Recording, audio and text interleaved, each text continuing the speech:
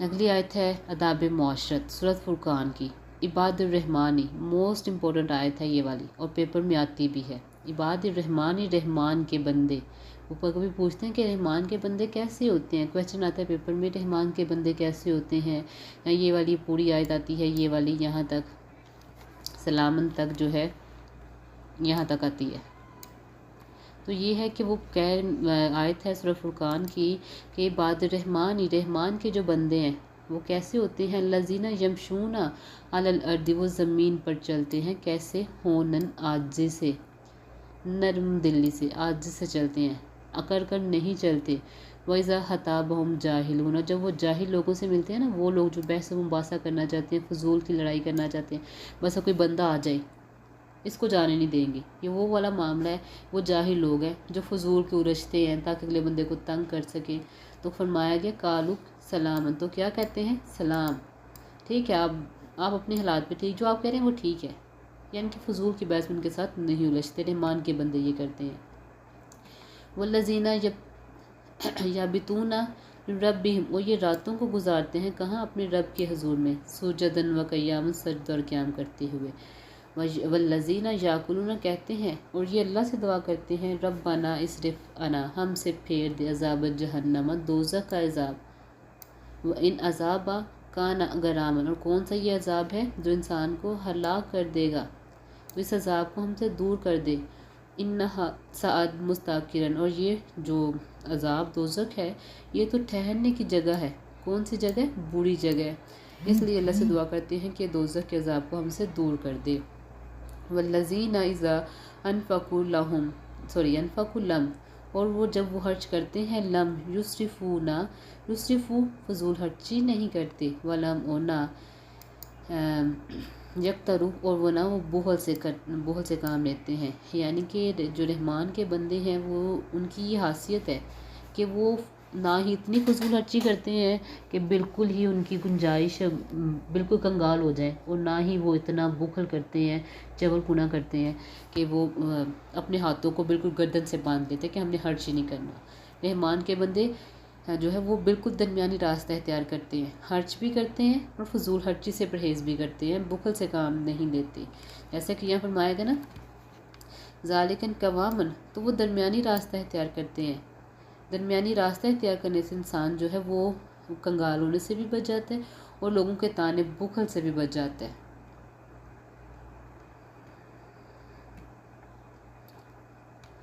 اب جو اگلی آیت ہے وہ سورۃ احزاب کی آیت نمبر 6 ہے، جس میں نبی کریم صلی اللہ علیہ وسلم کا مقام بتایا گیا کہ نبی کا مقام کیا ہے۔ النبی اولی بالمؤمنین من انفسہم، جو نبی ہے وہ زیادہ عزیز ہے مومنوں کے ان کی جانوں سے، اور ان کی ازواجہم امہاتہم، ان کی بیویوں سے، ان کی ماؤں سے، اولو الاحرام، بھی ان کے قریبی رشتہ داروں سے، کہ نبی کا مقام یہ ہے کہ نبی کریم صلی اللہ علیہ وسلم ہمیں ہماری جان سے، ہماری بیویوں سے، بچوں سے اور ماؤں سے، ہر چیز سے زیادہ عزیز ہیں۔ بعضہم الی اولی بعض فی الکتاب، اور ان میں سے بعض زیادہ قریب ہیں بعض میں سے اللہ کی کتاب میں، یعنی کہ یہاں پر رشتہ داروں کا ذکر کیا گیا ہے، من المؤمنین والمہاجرین، مومن ان کی نسبت اور مہاجرین کی نسبت، یعنی کہ اس میں وراثت کے احکام کا ذکر کیا گیا ہے کہ جب آپ صلی اللہ علیہ وسلم کے زمانے میں جب مسلمان مکہ سے ہجرت کر کے مدینہ گئے تھے، مہاجرین بنے تھے، تو انصار مکہ نے کیا کیا تھا کہ کچھ نے اپنی بیویوں کو طلاق دے دی تھی، دو جس کی تھی تو ایک، تاکہ آپ اس سے شادی کر لے، یا اگر کسی کی جائیداد میں سے حصہ تھا تو کیا ہوتا تھا کہ ایک جب انصار وفات پا جاتا تھا تو اس کی جائیداد میں سے کچھ حصہ اس کے مہاجر بھائی کو مل جاتا تھا، لیکن اللہ نے فرما دیا ہے کہ ان میں سے بعض زیادہ قریب ہیں بعض کے اللہ کی کتاب میں، یعنی کہ اب یہ مہاجرین جو ہیں وہ جائیداد کے حقدار نہیں ہیں، بلکہ اب جو ہیں وہ قریبی رشتہ دار حقدار ہیں، کیونکہ مہاجرین کی اب نسبت جو تھی نا وہ کیا تھا کہ اب وہ معاشی طور پر وہ مضبوط ہو چکے تھے، اس لیے یہ کہا گیا تھا کہ اب ان کو ضرورت نہیں ہے،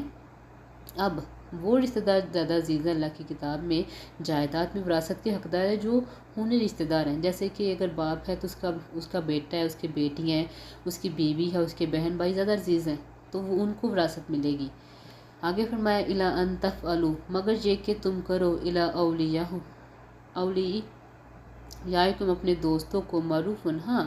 اگر تم کرنا چاہتے ہو تو اپنے دوستوں کے ساتھ کوئی نیکی احسان کر دو، جیسے کہ اپنے دوستوں کو کچھ حصہ دینا چاہتے ہو یا کچھ احسان کرنا چاہتے ہو تو تھوڑا سا جائیداد میں سے یا تحفے تحائف دے دو، یا ان کے ساتھ حسن سلوک کر لو کہ تھوڑا سا ان کی جائیداد میں سے حصہ لکھ دو کہ سارا جائیداد تم نے نہیں دینی۔ کان ذالک فی الکتاب مستورا، اور یہ اللہ کی کتاب میں لکھا ہوا ہے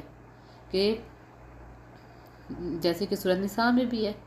کہ وراثت کے احکام کا ذکر ہے وہاں پہ کہ بیٹے کا کتنا حصہ ہے، بیٹی کا کتنا حصہ ہے،